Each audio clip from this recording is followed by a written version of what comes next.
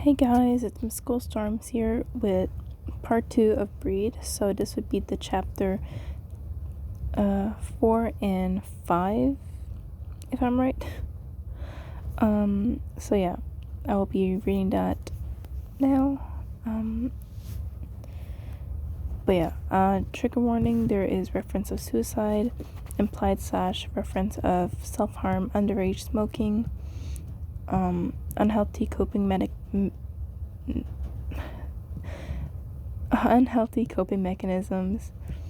and yeah. So without further notice, let's continue with this. This is chapter 4, and summary is: life has been rough lately. Thank you for staying with me. Sweetheart, you need to wake up and go to bed.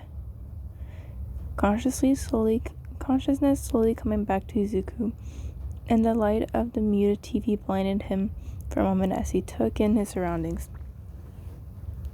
His mother was leaning over with her customary polite smile, and the digital clock was red smear shaped, like suspiciously small number. What? Izuku heard a chuckle as he was pulled by an invisible force to a sitting position. You fell asleep watching Hero News, hon. Go sleep in your bed so you don't hurt your neck. Izuku heaved himself up, nearly tripping over his own feet, but managing to work his way towards his room and flopping face down in his bed. Somewhere between the sheets and darkness, he finds peace, and Izuku decides that maybe it's time to talk to his mother, really talk to her. Hey, Mom. He found her that morning stirring her coffee and watched something out the window. She seemed so calm, so much like she used to be before she brought his troubles into her life. Yes, hon? She angled her head towards him, listening, but her eyes stayed on the window. Izuku shuffled forward. His heart pounds at the odds with serenity of the morning, with its soft click from the kettle on the stove and murmurs of the city waking up. He leans his hip on the counter and crosses his arms, shame dragged in his eyes to his feet. I think he takes a deep breath. I think I need help. She gives him her full attention now. Before he can continue, the kettle goes off and she moves to collect it. The room is silent, save for the water and the beginnings of sniffles. A gentle hand grabs Izuku's elbow and guides him to sit in a chair. Tea is pressed in his hand. A palm is pressed to his cheek. I'm here, Izuku. I'm not going anywhere.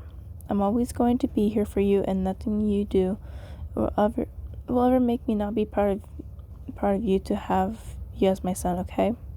Izuku sets the tea on the table and comes out of his chair to hug his mom.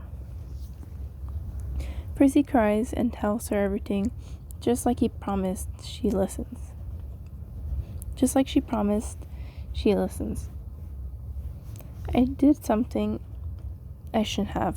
A correction. A lot of things I shouldn't have. And now I can't stop. I wanted something bad, but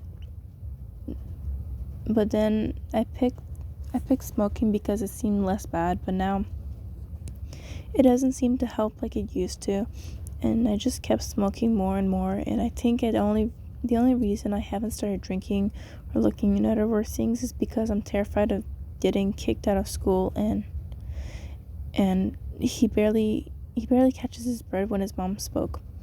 Did you know I used to smoke too?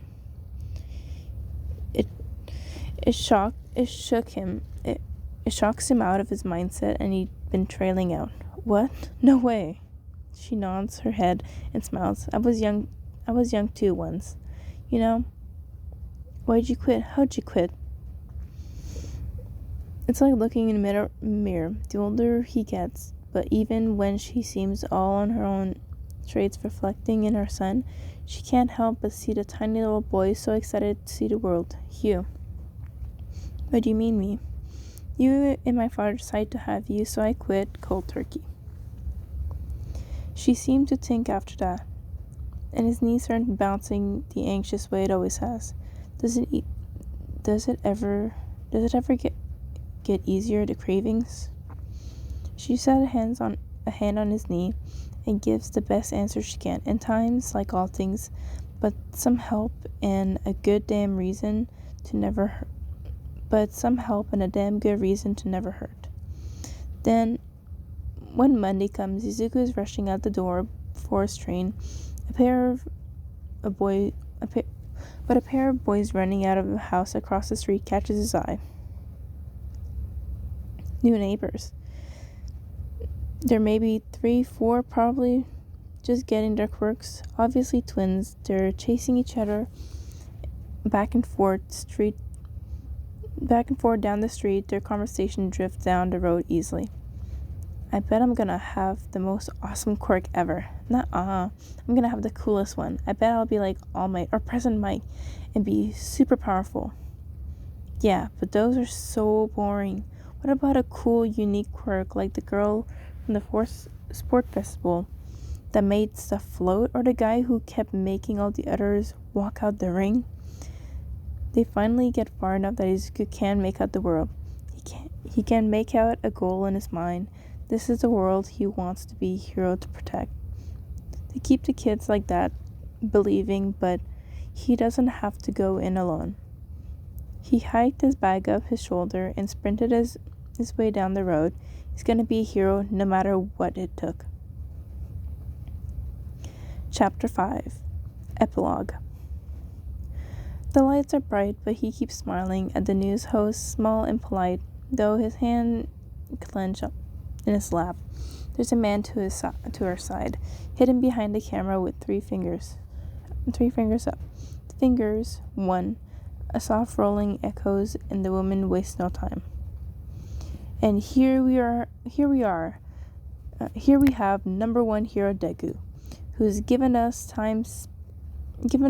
this special opportunity for an interview. Tell me, Deku, what's it like being number 1 hero, just passing ground zero in the last week's ranking? Well, Izuku scratches the back of his head, smiling nervously at the camera, before turning back to the woman in her suit was awfully bright pink. God, he hated interviews. It's a little overwhelming, to be honest. I always said I wanted to be the number 1 hero, but after high school I just got so caught up with being the best hero I could be before just being the best hero I could be. I honestly forgot the ranks existed once in a while. The recording crew chuckled just a bit, but only the woman recorded by the mic clipped by her chest. Midoriya has an awkward weight in his collar. Whoa, once again, Deku reminds us of how humble he is.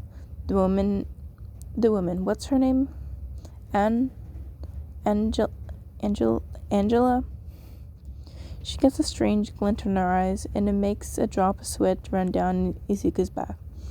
Dear viewers, be ready for some interesting gossip, because we have some inside tip into a secret of Hero Deku back from high school days. Izuku feels his eyes widen, but he clamps down and schools himself into a slightly quizzical expression. There's no telling what she knows. Now, our tip here tells us that the golden boy wasn't always so shiny. She leans in as if she were a friend whispering a secret. So tell us, Deku, did you really smoke in high school and at such a young age? That catches his attention. Oh, that's all? He laughed a little, taking a moment to breathe. A lot of high school was traumatic, and he's glad that they had picked an easier topic. Yes, I assume too. I quit relatively Yes, I used to. I quit relatively quickly, though. She leans in, and her blonde hair bounced in an unnatural way. Izuku absolutely wonder what her quirk is, or if she ever has one. So, how did you quit? I'm sure so many friends struggling to kick the habit would love to hear some tips from their favorite hero. Well, he begins, I guess it's easier to understand how I quit if you hear how I started.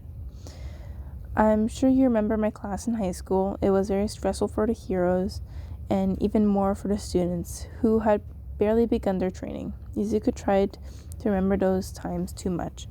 Too many broken bones and shredded muscles. There was too much hurt for the children to have ever had. She nods her head little under like she understands what they went through, the trauma, the hurt, the deaths. He hates interviews. He smiles. Well, I started smoking to try to handle stress, but I managed to quit because I got caught.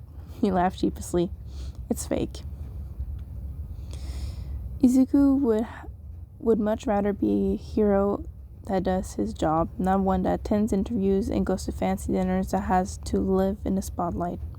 Who caught you? Another student? My teacher, actually. He admits, tucking himself to seem sheepish. He helped me in ways I can never repay, but he started with just listening to me, but he also helped me fight through the craving when nights got bad and the only solution my brain had was nicotine. In reality, it was harder than he's willing to share. Izuku remembered the first night. It was unbearable, sitting in bed, hands clenched like it might stop them from shaking as they pressed into his red eyes. He'd been terrified, but he shuffled down the hall, knocking softly on Aizawa's door.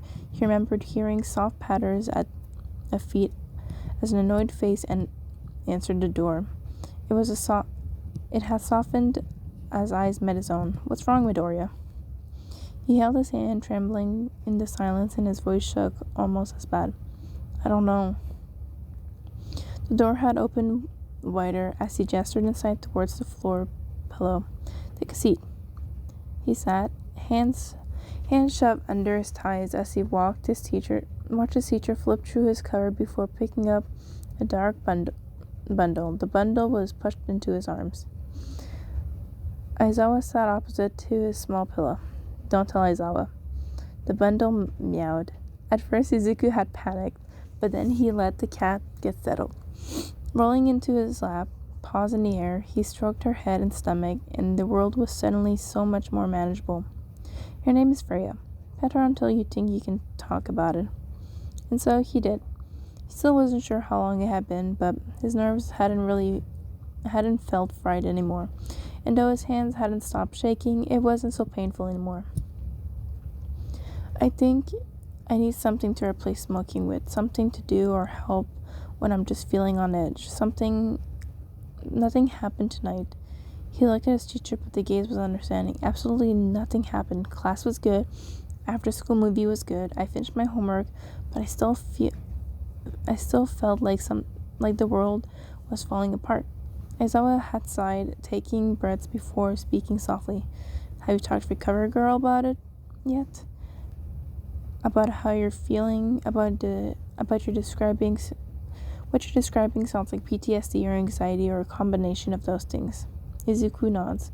She thinks I have, he pauses for a sec, remembers the word PTSD, both from before and after UA trauma leading to severe anxiety and moderate depression. She's trying to get me regular prescription that might help me manage, but we haven't found another effective way I can do myself. Freya had rubbed her forehead under his chin, and he resumed petting her with a soft smile. Maybe we should see about comfort animals.